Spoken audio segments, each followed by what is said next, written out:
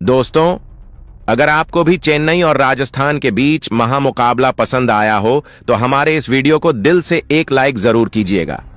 आज के वीडियो का लाइक टारगेट केवल 400 लाइक का है। दोस्तों, राजस्थान के बल्लेबाज नीतीश राणा ने चेन्नई के गेंदबाजों का कब्र खोदते हुए गुवाहाटी के मैदान को बनाया शमशान। हर गेंदबाजों की धज्जियां उड़ाते हुए पलट दिया।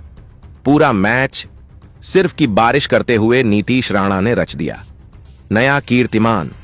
तो आखिर नीतीश राणा ने टीम के लिए कितने रनों का दिया योगदान? राजस्थान की टीम ने चेन्नई के सामने कितने रनों का दिया? पहाड़ जैसा लक्ष्य किस बल्लेबाज ने लगाए? सबसे अधिक इस मुकाबले की रोंगटे खड़े कर देने वाली पूरी हाईलाइट तो हम आपको जरूर दिखाएंगे, लेकिन उससे पहले आपको क्या लगता है इस बार आईपीएल की चमचमाती हुई ट्रॉफी कौन जीतेगा?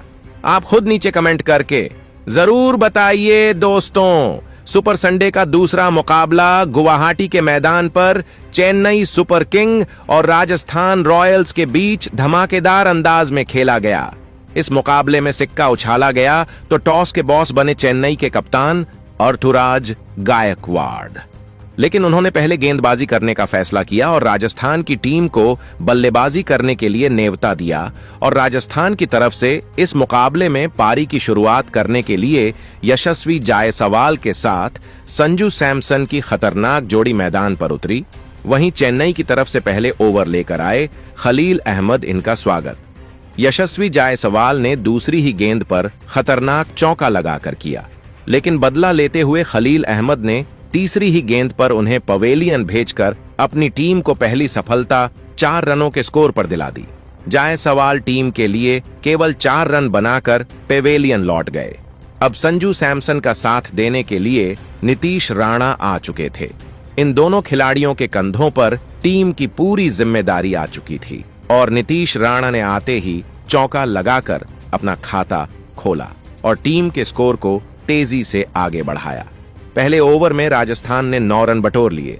वहीं चेन्नई की तरफ से दूसरा ओवर लेकर आए जिम्मी ओवरटन इनका स्वागत। नीतीश राणा ने तीसरी गेंद पर शानदार चौका लगाकर किया और फिर 5वीं गेंद पर खतरनाक झड्डकर अपनी टीम को 2 ओवर में ही 23 रनों तक पहुंचा दिया। तीसरा ओवर लेकर आए। एक बार फिर विकेट की तलाश में खलील अहमद शानदार गेंदबाजी का नजारा दिखा रहे थे, लेकिन ओवर की अंतिम गेंद पर संजू सैमसन ने शानदार चौका जड़कर अपनी टीम को 29 रनों तक 3 ओवर में पहुंचा दिया। राजस्थान की शुरुआत बेहद शानदार हो चुकी थी। दोनों बल्लेबाज टीम के लिए रंग बटोर रहे थे। चौथे ओवर में गेंदबाजी करने आए एक बार फिर जिम्मी ओवरटन। इस बार भी इनका स्वागत नीतीश राणा ने पहले ही गेंद पर शानदार चौका लगाकर किया। इसके बाद भी वह रुकने का नाम नहीं लिए। तीसरी गेंद को भी उन्होंने चौके में तब्दील कर दिया। फिर संजू सैमसन 5वीं गेंद पर शानदार झड़कर उनकी जमकर कुटाई कर दी और अपनी टीम को 4 ओवर में ही 45 रनों तक पहुंचा दिया। यह दोनों बल्लेबाज चेन्नई के हर गेंदबाजों की धज्जियां उड़ा रहे थे। चेन्नई के गेंदबाजों को विकेट लेना बिल्कुल भी आसान नहीं हो रहा था। इन दोनों खिलाड़ियों के बीच एक अच्छी साझेदारी पनपती हुई दिखाई दे रही थी। अब तक मैच में राजस्थान पूरी तरह से हावी हो चुकी थी। 5वें ओवर में चेन्नई की तरफ से बॉलिंग स्पेल में बदलाव देखने को मिला। अर्थुराज गायकवाड़ ने रविचंद्रन अश्विन को बुलाया, लेकिन परिस्थिति में कोई भी बदलाव देखने को नहीं मिला।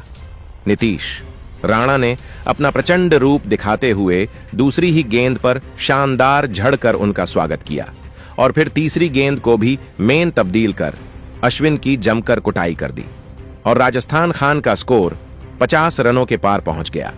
इन दोनों खिलाड़ियों के बीच अर्धशतकीय साझेदारी भी पूरी हो गई। नीतीश राणा ने अश्विन की चौथी गेंद को भी चौके में तब्दील कर दिया और इस ओवर से 19 रन बटोरकर अपनी टीम को 5 ओवर में ही 64 रनों तक पहुंचा दिया। राजस्थान का स्कोर रॉकेट के रफ्तार की तरह आगे बढ़ रहा था। पावर प्ले का अंतिम ओवर लेकर आए चेन्नई की तरफ से विकेट की तलाश में एक बार फिर खलील अहमद, लेकिन उनकी उम्मीदों पर पानी फेरते हुए नीतीश राणा ने दूसरी ही गेंद पर करारा प्रहार कर चौका जड़ दिया। इसके बाद भी नीतीश राणा रुके नहीं। 5वीं गेंद को भी चौके में तब्दील कर अपना तूफानी अर्धशतक ठोक दिया और फिर अंतिम गेंद पर खतरनाक जड़ के इस ओवर से 15 रन बटोर लिया और अपनी टीम को पावर प्ले के 6 ओवर में ही 79 रनों तक पहुंचा दिया। पावर प्ले के बाद 7वां ओवर लेकर आए एक बार फिर रविचंद्र अश्विन, और इस बार उन्होंने शानदार गेंदबाजी की और केवल 5 रन दिए। राजस्थान का स्कोर 7 ओवर में 84 रन बन चुका था। 8 ओवर में अर्थुराज गायकवाड़ ने अपने सबसे खतरनाक फिरकी के जादूगर नूर अहमद को बुलाया और नूर अहमद ने आते ही ओवर की तीसरी गेंद पर संजू सैमसन को पवेलियन का रास्ता दिखा दिया और अपनी टीम को दूसरी सफलता 66 रनों के स्कोर पर दिला दी। संजू अपनी टीम के लिए 20 रन बनाकर पेवेलियन लौट गए, लेकिन नीतीश राणा अभी भी मैदान पर टिके हुए थे। उनके साथ देने के लिए अब रियान पराग आ चुके थे। इन दोनों खिलाड़ियों के कंधों पर टीम की पूरी जिम्मेदारी थी। 9वें ओवर में गेंदबाजी करने आए, 10वें ओवर में गेंदबाजी करने आए नूर अहमद। इनका स्वागत नीतीश राणा ने चौथी गेंद पर शानदार चौका लगाकर किया और अपनी टीम को 10 ओवर में 999 तक पहुंचा दिया। 11वें ओवर में चेन्नई की तरफ से गेंदबाजी करने आए मतीशा पतिराणा। इनका स्वागत रियान पराग ने शानदार लगाकर किया और टीम के स्कोर को 100 रनों के पार पहुंचा दिया। इस ओवर में राजस्थान के बल्लेबाजों ने 13 रन बटोरकर अपनी टीम को 11 ओवर में 112 रनों तक पहुंचा दिया। इन दोनों खिलाड़ियों के बीच एक अच्छी साझेदारी पनपत्ती हुई दिखाई दे रही थी। नीतीश राणा टीम के लिए तेजी से रन बटोर रहे थे। चेन्नई की तरफ से 12वां ओवर लेकर आए एक बार फिर रविचंद्रन, लेकिन उम्मीद पर पानी फेरते हुए नीतीश राणा ने दूसरी ही गेंद पर खतरनाक लगाकर इनका स्वागत किया और फिर तीसरी गेंद पर शानदार चौका जड़ दिया। लेकिन अश्विन ने चतुराई दिखाते हुए ओवर की चौथी गेंद पर नीतीश राणा को स्टंपिंग करा के पवेलियन का रास्ता दिखा दिया और अपनी टीम को 124 रनों की स्कूल पर तीसरी सफलता दिला दी। नीतीश राणा टीम के लिए 81 रनों की बेमिसाल पारी खेलकर पवेलियन लौट गए, लेकिन रियान पराग अभी भी मैदान पर टिके हुए थे। उनके साथ देने के लिए अब ध्रुव जरेल आ चुके थे। अब इन दोनों खिलाड़ियों के कंधों पर टीम की पूरी जिम्मेदारी थी। 12 ओवर में राजस्थान का स्कोर 129 रनों तक पहुंच चुका था।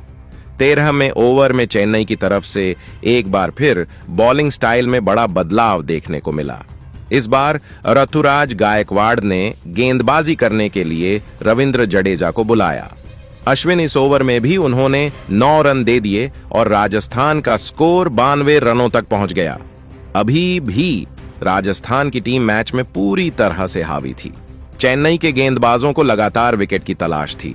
जडेजा ने शानदार गेंदबाजी का नजारा दिखाए। राजस्थान के बल्लेबाजों को अपनी फिरकी में जकड़ कर रखा और केवल इस ओवर में उन्होंने 5 रन दिए। 13 ओवर में राजस्थान का स्कोर 134 रनों तक पहुंच गया। 14वें ओवर में गेंदबाजी करने आए विकेट की तलाश में नूर अहमद और इस बार उन्होंने पहले ही गेंद पर ध्रुव को पवेलियन का रास्ता दिखा दिया और राजस्थान का चौथा बड़ा विकेट गिर गया। ध्रुव अपनी टीम के लिए केवल 3 रन बनाकर पेवेलियन एल गए, लेकिन रियान पराग अभी भी मैदान पर टिके हुए थे। इनका साथ देने के लिए आए वह हिंदू हसर, लेकिन वही दोस्तों हसर आ भी कुछ खास नहीं कर सके। टीम के लिए केवल 4 रन बनाकर 15वें ओवर में जडेजा के शिकार हो गए। इसके बाद बल्लेबाजी करने आए हिटमायर। इन दोनों बल्लेबाजों ने मिलकर टीम के स्कोर को तेजी से आगे बढ़ाया और अपनी टीम को 150 रनों के पार पहुंचाया। लेकिन तभी 18वां ओवर लेकर आए मतीशा पथिराना ने ओवर की 5वीं गेंद पर रियान पराग को क्लीन बोल्ड कर पवेलियन का रास्ता दिखा दिया। उसके बाद बल्लेबाजी करने आए जोफ्र आर्चर भी टीम के लिए बिना खाता खोले पेवेलियन लौट गए, लेकिन सिमरन हिटमायर अभी भी मैदान पर टिके हुए थे। उनके साथ देने के लिए आए कार्तिकेय, लेकिन यह भी खलील अहमद के ओवर में रन आउट हो गए और राजस्थान का 8वां विकेट गिर गया। अंतिम ओवर में सिमरन टमार भी अपना विकेट खो बैठे और राजस्थान की टीम ने चेन्नई के सामने 20 ओवर में 180 रनों का लक्ष्य रखा। जिस तरह से राजस्थान का स्कोर आगे बढ़ रहा था और चेन्नई के गेंदबाज प्रदर्शन दिखा रहे थे, वह देखकर तो यही लग रहा था कि इस मुकाबले में राजस्थान की टीम बड़े ही आसानी से 180 से 190 रनों का लक्ष्य चेन्नई को दे सकती है। लेकिन दोस्तों, अब आपको क्या लगता है? इस बार आईपीएल की चमचमाती हुई ट्रॉफी कौन सी टीम अपने नाम करेगी? आप खुद नीचे कमेंट करके जरूर बताइए और ऐसी ही नई नई वीडियो के लिए हमारे चैनल को जरूर सब्सक्राइब करिए।